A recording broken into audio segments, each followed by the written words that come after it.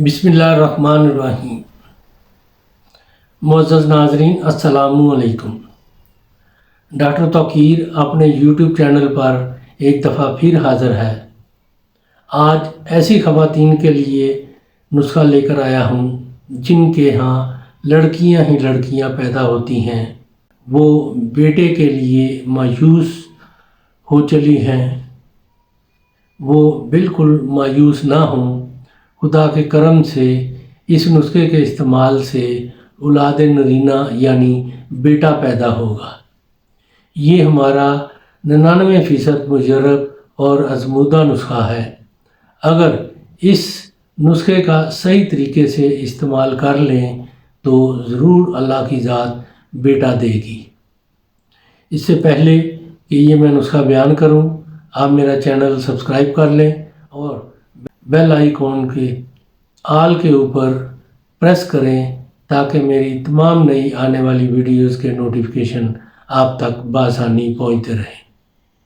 ये नुस्खा है तुखम भंग और शुलंगी के तुखम, यानी तुखम भंग और शुलंगी के तुखम।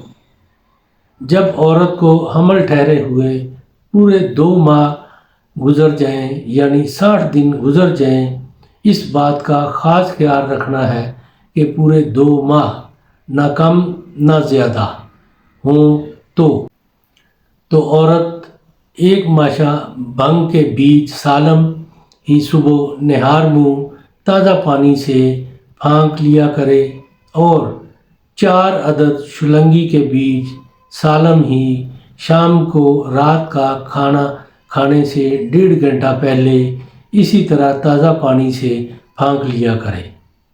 ये अमल पूरे 1 माह यानी 30 दिन तक करना है, यानी रोज़ाना सुबह निहार मुँह भंग के बीज 1 माशा और रात के खाने से पहले शुलंगी के 4 अदद बीज सालम ही फाँक कर ताज़ा पानी के साथ इस्तेमाल कर लिया करें।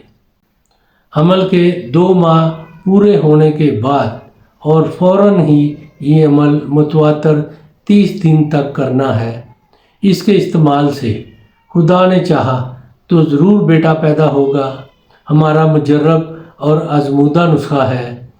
ऐसी ख़वातीन जिनके यहाँ बेटियाँ ही बेटियाँ पैदा हो रही हैं, इसको ज़रूर इस्तेमाल करें, इससे फ़ायदा उठाएं और इसके बारे में अपनी राय मेरे कमेंट्स बॉक्स में ज़रूर दें। इसको लाइक और शेयर भी करें।